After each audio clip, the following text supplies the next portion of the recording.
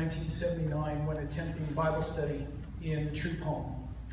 I was a brand new believer, but I was welcomed in as so many have been over the years. And I see some of you in the audience today who were welcomed into the Troupe home like family.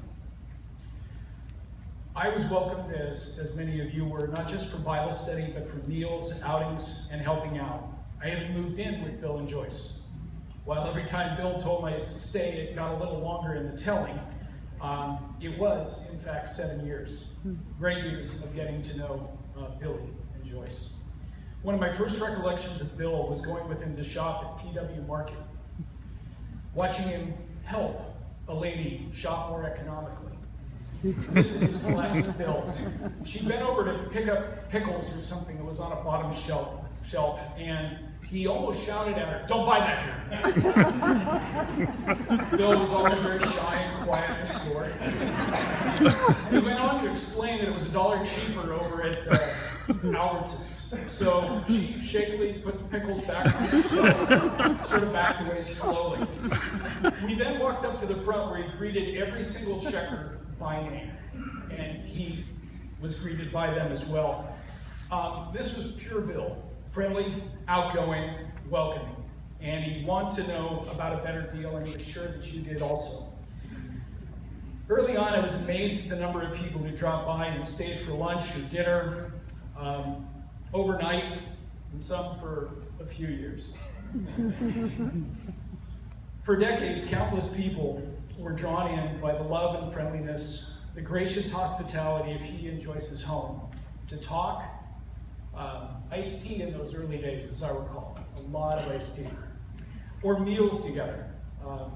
I still remember the piles of fried chicken that Bill would make, and they would always disappear long before he ever got done barbecuing, sit down and eat himself. He didn't mind. He was so happy to have people in his home. He was simply a tremendous host. And over the years, Bill became a father to me. Whether it was going to the store or doing projects, Bill would pour years of accumulated wisdom, funny stories, and life experience into me. When he was at Lockheed, I was struck by his priority of family time over career advancement, and his habit of referring to Kevin, Mitch, Kelly, and Greg as honey. Boy, girl, didn't matter. Honey was the term of endearment. And his love and zeal for his children was and is inspirational. For instance, going to the Troupe family sporting events with him was amazing. He was plain spoken about my love life and became a huge fan of Rachel. I said he was wise, didn't I? From the first time he met her, later becoming an encouraging papa to our kids, they came to think of themselves as he and Joyce's grandkids, joining the amazing Troupe and Cookingham third-generation tribe. Ultimately, for me and many others, Bill was a model. No, not that kind. Although the man was in fact a vision in his tidy whities. Like all of us, he had his flaws, but he was transparent about his affections and loves, and he was open-armed with absolutely everything that he had. And he shared it with so many. He was a staunch advocate of anyone and everyone that he felt had gotten a raw deal. He unfailingly demonstrated a servant's heart, building gates, pouring concrete, cleaning out a garage or a yard. I've already said that he and Joyce modeled hospitality, entertaining others with real grace and joy.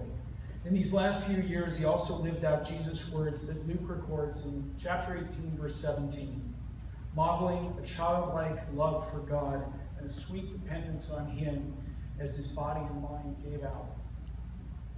Frankly, I find myself startled that he's gone from my day-to-day experience. Coming into the home today, Rachel said it, felt the same way. Came around the corner and I looked in the TV room and I half expected to see him sitting there watching a golf game or one of his game shows.